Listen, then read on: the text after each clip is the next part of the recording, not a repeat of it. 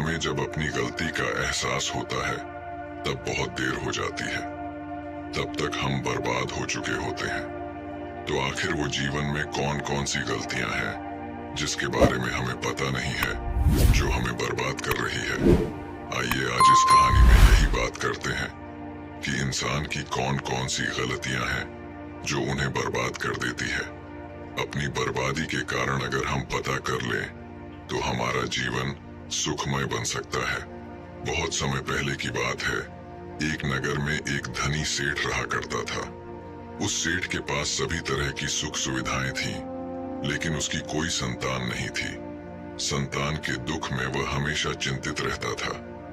फिर एक दिन उसे पता चलता है कि उसकी पत्नी गर्भवती है।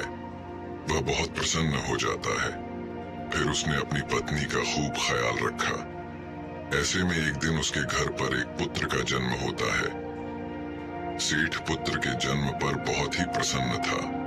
उसने पूरे नगर में मिठाई बंटवाई और उसकी खुशी का कोई ठिकाना न था। देखते ही देखते उसका पुत्र बड़ा हो गया और सेठ ने अपने पुत्र को गुरुकुल भेजने का निर्णय किया ताकि वो पढ़ लिख कर एक विद्वान बन सके। अभी उसके पुत्र की उम्र ज्यादा नहीं हुई थी, लेकिन उसने छोटी ही उम्र में अपने पुत्र को गुरुकुल भेज दिया। गुरुकुल में वो बालक अच्छे से शिक्षा ग्रहण करता, अपने गुरु की सभी आज्ञाओं का पालन करता। ऐसे में वह बालक वहां का सबसे होनहार विद्यार्थी बन गया। गुरुकुल में उस बालक ने सारे वेद, पुराण और शास्त्रों का अध्ययन किया और बहुत बड़ा विद्वान बन गया। गुरु भी उस बालक से बहुत ही प्रसन्न थे कि उसने छोटी सी ही उम्र में सारा ज्ञान अर्जित कर लिया। लेकिन वो कहते हैं, न समय कब बदल जाए किसी को पता नहीं रहता है।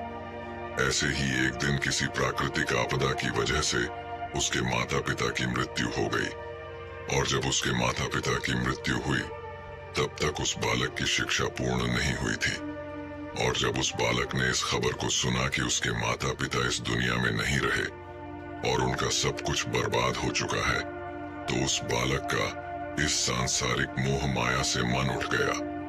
उसके बाद उस बालक ने निश्चय किया कि वो गुरुकुल से शिक्षा पूर्ण करने के बाद अपना संपूर्ण जीवन लोगों की भलाई में व्यतीत कर देगा।